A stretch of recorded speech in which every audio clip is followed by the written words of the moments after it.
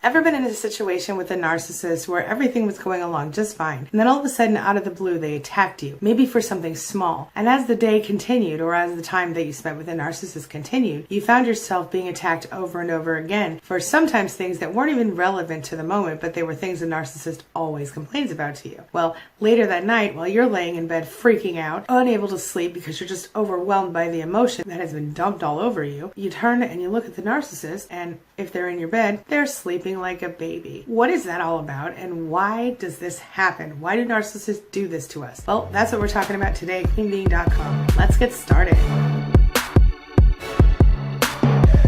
My name is Angie Atkinson, and on this channel I offer free daily video coaching to help you discover, understand, and overcome narcissistic abuse in toxic relationships.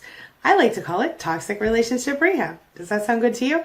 If so, hit that subscribe button and we'll get going. If you've been watching my videos long, you probably already know that narcissists are secretly incredibly insecure. And that's why they tend to do that little maneuver we just talked about. It happens when they feel like they can't handle their emotions, or when something else has occurred outside of you. It has nothing to do with you, but they couldn't share their emotions with whoever it was that caused that problem. Somebody at work, or maybe somebody on the highway cut them off, or whatever.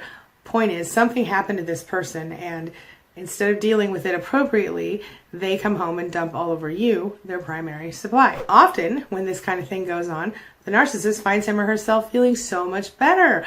All of a sudden, everything's fine. They have no idea why you're so upset. Serving as a narcissist's emotional dumpster takes its toll on you. Some people call it the hot potato pass. That's what Dr. Craig Malkin calls it. Some people call it secondhand abuse. That's what I call it. Or the emotional dumpster. Also me.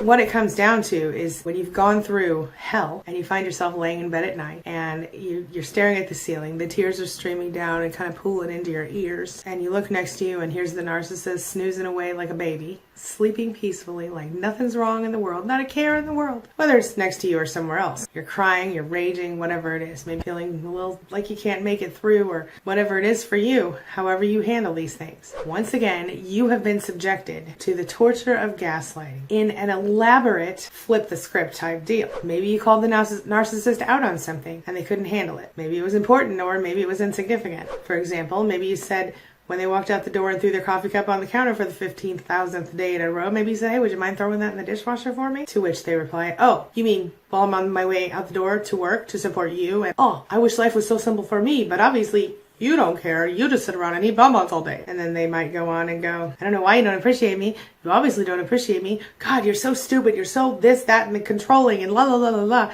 You used to be the coolest person I ever knew. You've changed. You're not the person I married or got with or gave birth to or whatever. Man, my life sucks. Poor me. And then they go to work and they complain about you to everybody at work. What it all comes down to is that a narcissist just doesn't respond very well to anything less than, oh my God, you're so amazing. So whether the outburst was you related or not, the narcissist has used you to dump their negative emotions. They're so good at reeling us in, and they work so hard at manipulating us to their advantage. And we end up trying, at least at first, to change ourselves to keep them happy. And then we start to tolerate things we never thought we would tolerate. They push our boundaries, don't they? We stop bitching. We try to be perfect. We even learn to gray rock, and we think, oh, if we can just gray rock with a smile, we'll never have a problem again. Every now and then we still react without thinking, and the instant we do, we regret it before they even get the words out of their mouth, huh? Every now and then, the narcissist might even let our little outburst slide, only until we get a little bit comfortable with it, until you start to think you're happy again, and they do. And that's when the gaslighting comes back out, that's when the manipulation comes back out, and that's when the narcissist will begin to gaslight you to the point that you might even start to feel brainwashed by them, or at least very, very miserable. You grow enmeshed with the narcissist, to the level that you're no longer even concerned about your own feelings, your own needs. You never use up the toothpaste. You'll go without if you're near the end of the tube until you can buy some more. You never run out of toilet paper without replacing it, and you'll go without something you need like glasses or medical stuff, medicine, whatever, just to give the narcissist something they want. And maybe at this point it's just kind of become habit, and that's just who you've become. The narcissist has taught you that you don't deserve to come first,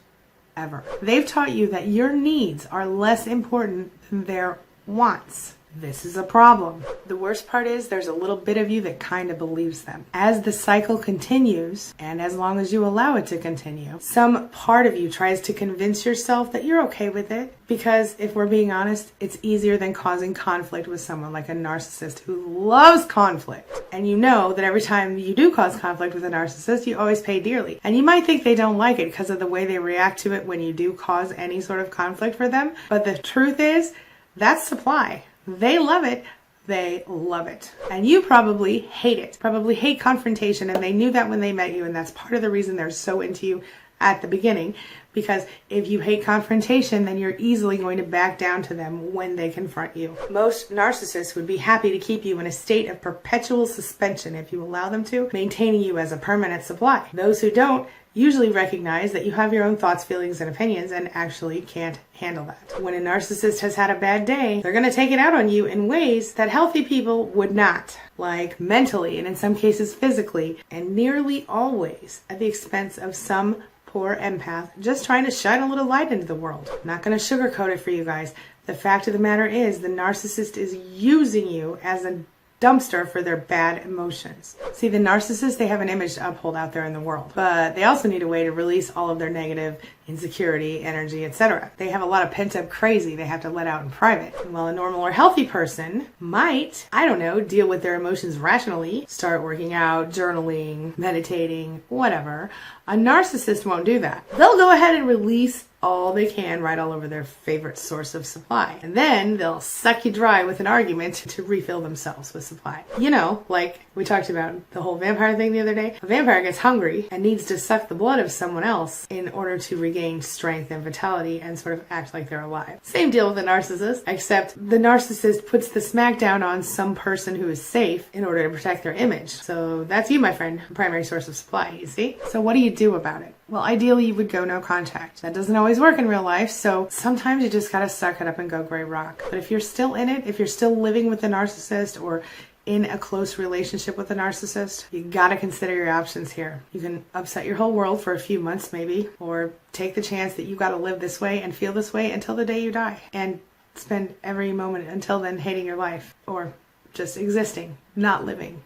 You have to decide that. Listen, I know that the wolf you know seems safer. I know that it seems easier to be with the wolf you know and not go out into the world and maybe run into someone or something more dangerous. But I promise you, staying for the wolf you know prevents you from living your life in a way that you deserve to live. Don't allow yourself to believe the lies the narcissist tells you. Today you can start rewriting your own story. Today you can start changing your life for the better right now. All right, that's all I've got for you right now. But before I go, it's time for the question of the day.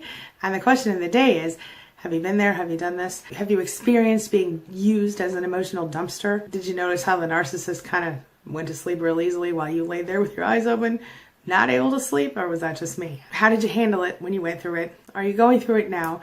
What advice would you offer a fellow survivor? And if you're still in it, tell me what you're going to do next, or what you're struggling with today. Share your thoughts and your ideas and your experiences in the comment section below, and let's talk about it. That's all I've got for you right now. As always, thank you so much for being a part of my day and a part of my life. And hey, thanks for letting me be a part of yours. It really does mean a lot to me. I'll see you soon. It's my mission to teach others what I know to be true. You really can create the life you want. Take care of your body, take care of your soul, nurture the real you, and introduce him or her to the world. Be comfortable in your own skin and in your place in this world. Take your spot, take it now, and the universe will take its cue from you. You feel me? If so, subscribe to my channel. Let's get it done together.